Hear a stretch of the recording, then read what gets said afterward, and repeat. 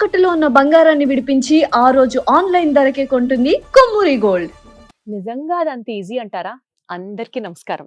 Welcome to భగవద్గీతని మన నిత్య జీవితాలలో ఎలా ఇంప్లై చేసుకోవచ్చు. ఈ సీరీస్ మన సుమన్ టీవీలో పబ్లిష్ చేస్తున్నాము గత కొన్ని రోజుల నుంచి. అందులో భాగంగా ఈరోజు మనం మాట్లాడుకునే సబ్జెక్టు, గత ఎపిసోడ్లో మీరు కనుక ఫాలో అయితే ప్రభు చెప్పడం జరిగింది. చాలామంది కూడా ఈ మాట నిజంగా అంటారు, దేని మీద అటాచ్మెంట్స్ పెట్టుకోకూడదు, యూనో ప్రతి దాంతో ఒక డిస్టెన్స్, ఒక డిటాచ్మెంట్ ప్రాక్టీస్ చేస్తే లైఫ్లో సఫరింగ్స్ ఉండవు అని చెప్తారు. నిజంగా ఇది పాసిబులేనా? అంటే ఈ డిటాచ్మెంట్ వస్తువుల పట్ల కానీ మనుషుల పట్ల కానీ ఏర్పాటు చేసుకోవాలి అని అంటే మనం కూడా సాధువులో సన్యాసులమో అవ్వాలేమో అన్నది ప్రాక్టికల్ లైఫ్లో అందరికీ ఉన్నటువంటి ఒక క్వశ్చన్ మార్క్. నిజంగా నేను కూడా అదే అనుకుంటాను.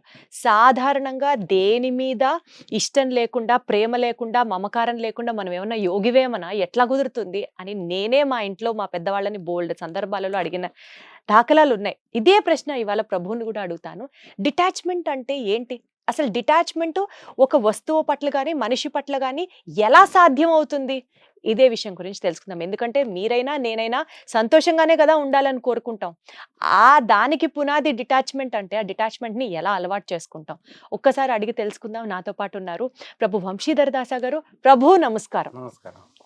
ప్రభు, ఇది మాత్రం నిజంగా నేను నా మనసులోంచి అడుగుతున్నాను. అసలు డిటాచ్మెంట్ అంటే ఇప్పుడు మన కడుపును పుట్టిన పిల్లల పట్ల మనకు ప్రేమ ఉండదా? కష్టపడి కష్టార్జితంతో కట్టుకున్న ఇల్లు మీద ప్రేమ ఉండదా? లేకపోతే ఏదన్నా ఒక గోల్ పెట్టుకొని రేపటి రోజున ఒక బంగారం కొనుక్కోవాలనో, ఒక కారు కొనుక్కోవాలనో, ఒక ప్రాపర్టీ కొనుక్కోవాలనో దాని మీద మమకారం ఉండదా? ఈ ఈ డిటాచ్మెంట్ అన్నది అంటే ఏంటి? అసలు ఎలా పాసిబుల్ అవుతుంది? మన మనుషులం కదా, కోరికలు ఉంటాయి కదా. డెఫినెట్ ఇది చాలా ఇంపార్టెంట్ క్వశ్చన్. ప్రాక్టికల్ గా మన ఆచార్యులు చాలా బాగా ఎక్స్ప్లెయిన్ చేస్తున్నారు దీని గురించి. డిటాచ్మెంట్ అనేది ఇంపాసిబుల్.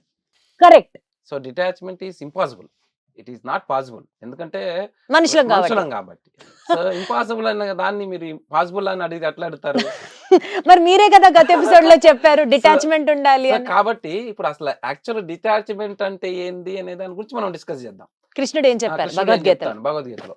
సో డిటాచ్మెంట్, మనం జనరల్ గా డిటాచ్మెంట్ అంటే ఏంటంటే అన్నిటిని వదిలేసి సంఘ పరిత్యాగం చేసి ఏదో అడవులకు వెళ్ళి, ఏదో హిమాలయాల్లోకి వెళ్ళి అక్కడ ఉండటం, ఇది అనుకుంటాం డిటాచ్మెంట్ అంటే. డిటాచ్మెంట్ అనేది మన మనసులో ఉండేది. ఒకసారి ఒక ఇద్దరు యోగులు వెళ్తున్నారు, ఒక శిష్యుడు, ఒక గురువు వెళ్తున్నాడు, ఒక శిష్యుడు వెళ్తున్నప్పుడు ఒక వాగుని క్రాస్ చేయాల్సి వచ్చింది. సో వాగుని క్రాస్ చేయాల్సి వచ్చినప్పుడు ఒక అందమైన ఒక చిన్న పిల్ల ఉంది, but she is unable to cross అనమాట. ఈయన సన్యాసి, ఈయన పక్కన శిష్యుడు ఉన్నాడు. ఈయన ఏమన్నాడు, ఈమె ఎట్టో ఒక రక్షించకపోతే ఈమె వాగులో పడిపోతుంది వాగుని చెప్పేసి ఈయన ఆమెను భుజం మీద వేసుకొని ఆ వాగుని క్రాస్ చేసి ఆమెను దింపేసి వచ్చేసాడనమాట. వచ్చేసిన తర్వాత ఈ శిష్యుడికి ఆశ్చర్యం, సన్యాసి ఎట్లా ఆడపిల్లని ఎట్లా పట్టుకున్నాడా అని. సో కొంత దూరం 1 కిలోమీటర్ వెళ్ళిన తర్వాత శిష్యుడు అడుగుతున్నాడు, స్వామి మీరు ఇంత తప్పు చేశారు, అమ్మాయిని మీరు టచ్ చేశారు, అది వైలేషన్ చేసినట్టు కదా, సన్యాసంలో వైలేషన్ చేసినట్టు కదా, ఇది మీరు చేసిన తప్పే కదా అని చెప్పి గురువుని అడుగుతున్నాడు. అప్పుడు గురువు ఏం చేశాడు, నేను ఆ పాపని అక్కడ వదిలేసినప్పుడే నేను వదిలేశాను రా, నువ్వు ఇంకా క్యారీ చేస్తున్నావు అన్నాడు. సో మన మనసులో ఉండేది డిటాచ్మెంట్ అనమాట. మన మనసును బట్టి డిటాచ్మెంట్. సో ఈ డిటాచ్మెంట్ అయితే ఇంపాసిబుల్ అని ఎందుకు చెప్పానంటే, మామూలుగా అయితే ఇంపాసిబుల్, కానీ కృష్ణుడు భగవద్గీతలో సొల్యూషన్ ఇచ్చినాడు అనమాట. 2వ చాప్టర్ 59వ శ్లోకంలో కృష్ణుడు విషయా వినివర్తంతే నిరాహారస్య దేహిన రసవజ్యం రసోప్యస్య పరం దృష్ట్వా నివర్తతే. ఫర్ ఎగ్జాంపుల్, మీరు రోజు ఎండిపోయిన రోటీ ఇస్తున్నాను మీకు, ఆ రోజు ఎండిపోయిన రోటీ తింటూ ఉన్నారన్నమాట. ఎండిపోయిన రోటీ తింటున్నప్పుడు ఒకసారి మిమ్మల్ని పిలిచి మంచి రసగుల్లు ఇచ్చాను మీకు. నెక్స్ట్ టైం మీరు వచ్చినప్పుడు ఎండిపోయిన రోటీ అడుగుతారా, రసగుల్లు అడుగుతారా? డెఫినెట్ కదా. సో కృష్ణుడు అదే చెప్తున్నాడు అనమాట. డిటాచ్మెంట్ ఏంటంటే you should get attached to the higher thing and then detach lower thing. Okay, అంటే డిటాచ్మెంట్ అంటే ఏంటంటే మనము భగవంతుడి మీద అటాచ్మెంట్ ఏర్పాటు చేసుకుంటే ఈ లోకల్ గా సంబంధించినవన్నీ ఆటోమేటిక్ గా డిటాచ్ అవుతాయి అంటున్నాడు కృష్ణుడు. సో ఇప్పుడు భగవంతుడి మీద మనం సంబంధం ఏర్పడ అంటే ఇప్పుడు ఫర్ ఎగ్జాంపుల్ నాకు కొడుకున్నాడు, కూతురుంది, వాటి మీద అఫెక్షన్ నాకు ఉంది కదా, నేను ఎట్లా డిటాచ్ అవుతాను అని. మీరు డిటాచ్ అవ్వాల్సిన అవసరం లేదు. మీకు ఎంత కొడుకు మీద కూతురు మీద ఎంత అఫెక్షన్ ఉందో సిమిలర్ గా ఆ సిమ్టమ్ మీకు అఫెక్షన్ అనేది తెలుసు కాబట్టి సిమిలర్ గా కృష్ణుడి మీద మీరు అఫెక్షన్ అలవాటు చేసుకున్నారు అంటే ఆటోమేటిక్గా ఈ ఎఫెక్షన్ అనేది మీతో ఉంటుంది, కానీ అది డిటాచ్ అవుతారు, దాన్ని డిటాచ్ అంటే అవుతారు. ఆటోమేటిక్ గా జరుగుతుందా ప్రభు? ఇది అదే భక్తిలో మార్గం. వాసుదేవే భగవతి భక్తి యోగ ప్రయోజిత జనయసి ఆసు వైరాగ్యం అన్నాడు. అంటే ఆటోమేటిక్గా మీరు హయ్యర్ టేస్ట్, అదే విషయాన్ని అర్థం, హయ్యర్ టేస్ట్ అంటే మీకు వచ్చే ఆనందం, మీకు వచ్చే అనుభూతి అనేది చాలా ఎక్కువగా ఉంటుంది. కాబట్టి ఆటోమేటిక్గా వీటి మీద మీ మనసులో, అంటే ఫిజికల్గా డిటాచ్ అవ్వరు, ఫిజికల్గా మీరు ఉంటారు, కానీ మీ మనసు ఎప్పుడు భగవంతుడి మీద లయనమై ఉంటుందన్నమాట. So this is the process call భక్తి. భక్తి యొక్క బ్యూటీ ఏందయ్యా అంటే, భక్తి బ్యూటీ ఏందంటే ఇది. భక్తి బ్యూటీ ఏందంటే మనం ఇక్కడే ఉంటూ సంసారం చేస్తూ అన్నీ చేస్తూ మనం భగవంతుడితో అటాచ్ అయ్యే మార్గం అన్నమాట ఇది.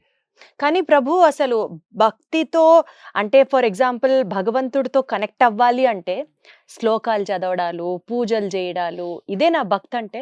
భక్తి అనేది మనలో ఎలా డెవలప్ చేసుకుంటాము సో దట్ మెటీరియలిస్టిక్ డిజైర్స్ మీద మనకి కోరిక తగ్గుతుంది.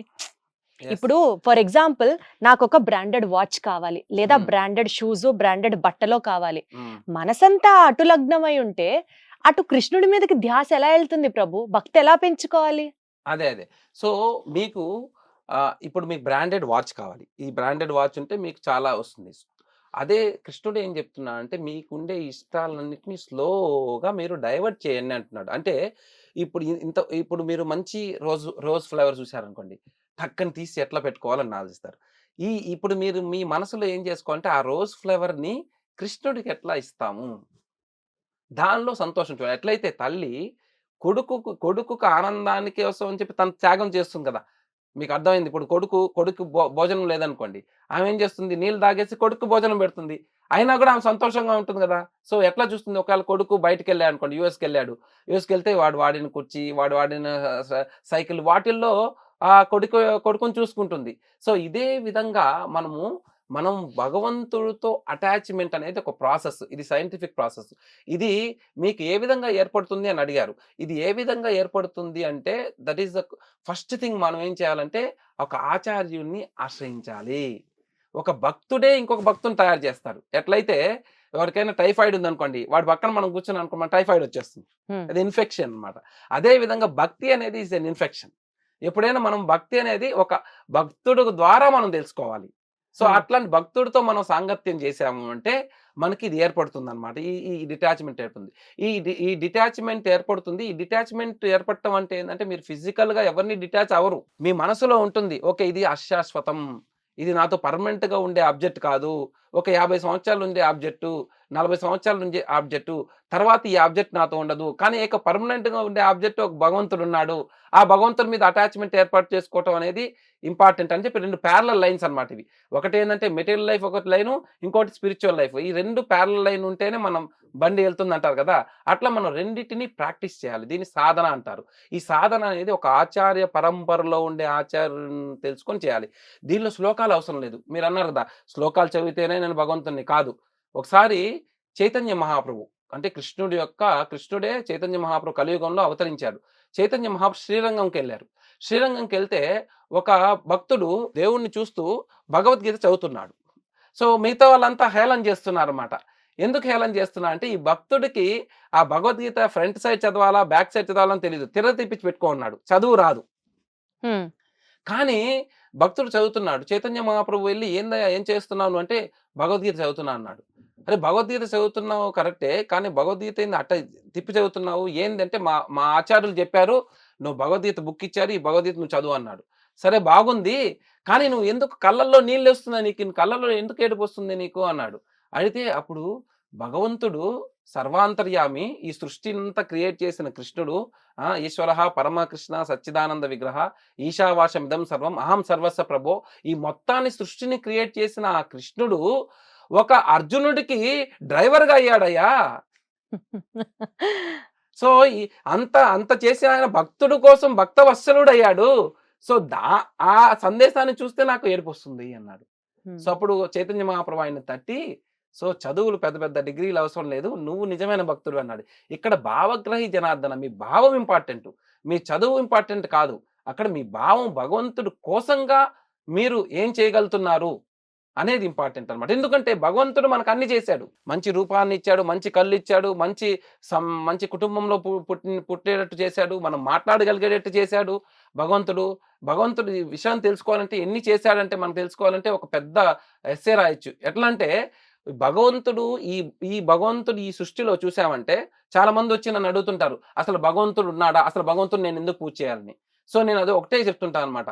15వ చాప్టర్లో భగవద్గీతలో కృష్ణుడు చెప్తాను అనమాట, ఈ సృష్టిలో మొత్తం మనం తింటుంటే తిండి మనం ఈరోజు తినాలి అంటే సూర్యుడు చంద్రుడు అవసరం. ఎందుకంటే సూర్యుడు చంద్రుడు ఉంటేనే సూర్యుడి వల్ల ఫోటోసింథసిస్ అంటారు, కిరణజన్య సంక్రియ జరుగుతుంది, దానివల్ల లీఫ్ ఫామ్ అవుతుంది. సో చంద్రుడు ఉండటం వల్ల జ్యూసెస్ ఫామ్ అవుతాయి. ఈ రెండు లేకపోతే మనకి తిండి ఉండదు. సో భగవంతుడు ఏమంటున్నాడు, అసోహం సర్వ కౌంతే అంటే ఈ సూర్యరశ్మి నేను, చంద్రరశ్మి నేను అని చెప్తున్నా అనమాట. నా ఎనర్జీస్ అని చెప్తున్నాడు కృష్ణుడు.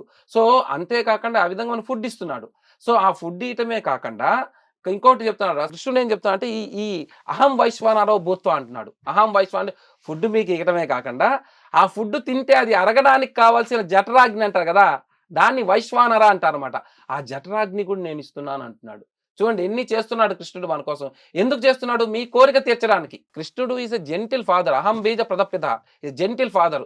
జెంటిల్ ఫాదర్ ఏం చేస్తా అంటే పిల్లలకి ఏం కోరిక కావాలో అది తీరుస్తాడు. సో మీ కోరిక తీర్చడానికి కృష్ణుడు ఇన్ని పనులు చేస్తున్నాడు మనకి. అట్లాంటి కృష్ణుడికి థ్యాంక్స్ చెప్పటం, this is called worship, this is called puja అనమాట. సో అది మనం చేయగలిగితే మనకి స్లోగా ఈ భౌతిక ప్రపంచం మీద డిటాచ్మెంట్ ఏర్పడుతుంది. సో కృష్ణునితో అటాచ్ అవ్వాలి మనం. సో కృష్ణుడితో అటాచ్ అవ్వాలంటే ఆయన ఏమేమి చేస్తున్నాడో మనకు తెలియాలి కదా. అది తెలుసుకోవటం భగవద్గీతలో ఉంది అనమాట. భగవద్గీత మనం చదివామంటే కృష్ణుడు ఎన్నెన్ని చేస్తున్నాడయ్యా నా కోసము, ఇంత ఇంత ఇంత ఇన్ని చేస్తున్న కృష్ణుడికి మనం ఎందుకు పూజించకూడదు, ఎందుకు సరెండర్ కాకూడదు, ఆటోమేటిక్గా మనం సరెండర్ అయిపోతాం అనమాట. So that is what Bhagavad Gita. Bhagavad Gita అందుకే ఏం చెప్పాను, మీరు మిస్టీరియస్ చాలా మంచి important సబ్జెక్ట్లోకి వెళ్తున్నారని. So these important aspects are explained, ఆచార్యులు ఎక్స్ప్లెయిన్ చేయగలుగుతారు కరెక్ట్గా. భగవంతుడి గురించి ఆచార్యులు ఎక్స్ప్లెయిన్ చేసిన దాన్ని మనం చదివితేనే మనకు అర్థం అవుతుంది. స్వామి మనకి అసలు ఆచార్యుల్ని ఎలా వెతకాలి, ఎక్కడ దొరుకుతారు, మనం ఎలా కనెక్ట్ అవ్వాలి? Yeah so this is another topic అనమాట. ఆచార్యుల గురించి another topic we can discuss అనమాట. There is a series of discussions made by Krishna. ఏ విధంగా మనం ఆచార్యులను కనెక్ట్ అవ్వాలి అనేది we can discuss in another episode. తప్పకుండా నెక్స్ట్ ఎపిసోడ్ లో మాట్లాడుకుందాం. ధన్యవాదాలు ప్రభు. హరే కృష్ణ. హరే కృష్ణ.